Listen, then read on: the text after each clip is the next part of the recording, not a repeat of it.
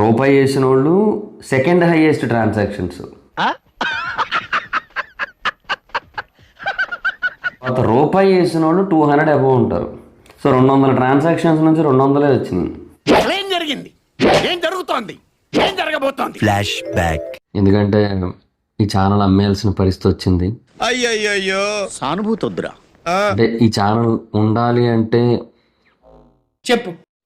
ఇంక మీ సపోర్ట్ తప్పనిసరిగా కావాల్సిన సిచ్యువేషన్ వచ్చింది. మళ్ళీ మొదలెట్టారా? మీకు అందరికీ తెలిసిందే, నేను ఒక బిజినెస్ స్టార్ట్ చేశాను, దర్ఫీ అని. ఎందుకు అడుగు తింటానికా? చాలా హెవీగా ఇన్వెస్ట్మెంట్ పెట్టాను. దేవుడు పైనే భారం వేశాం. ఒక 65 lakhs దాకా పెట్టేశాను. తన 2 గాజులు అమ్ముకోవాల్సి వచ్చింది. నా సేవింగ్స్ ఒక 40 lakhs అండ్ ఒక 25 lakhs దాకా అప్పు చేసి పెట్టాను. మరీ 1,00,000 కోట్లు ఏంటి మేడం? టూ మచ్ రే, టూ మచ్. ఎవ్రీ మంత్ కూడా లాసెస్ వస్తూ ఉన్నాయి. ఇంత చిన్న వయసులో నీకు ఎన్ని కష్టాలు రా బాబు. అందుకే అడుగుతున్నా, ప్లీజ్ అందరూ సపోర్ట్ చేయండి. అది అవదమ్మా. ఇది మీ వరకు తీసుకురావాలనుకోలేదు, మీరు హెల్ప్ చేయడానికి ట్రై చేయండి. ఇంతకాడికి వచ్చేపోయే నలుగురు దగ్గర ఒంటెలు తాగిన బెటర్ కదరా. అందరినీ అడుగుతున్నాను నేను. సున్న పొదలో ఉంటూ అడుక్కోవడం తప్ప వేరే లేదు. I hate bangers.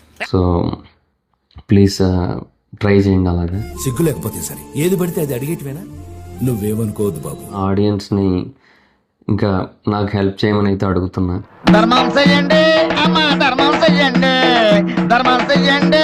సో అది మీకు తోచినంత వరకు హెల్ప్ చేయండి. ఎంతో కొంత తీస్తే పెట్టు, తీసుకో. QR code, UPI ID, bank account details అయితే స్క్రీన్ మీద పెడతాను. ఒక్క రూపాయలు నా దగ్గర చెప్తున్నా నేను ఇవాళ. ఏమనుకోవద్దు, ఇలా అడుగుతున్నాను, తప్పుగా అనుకోవద్దు. తీసావు కదరా. Thank you, bye bye. ఏం యాక్టింగ్ చేసినావు రా కౌశిక్,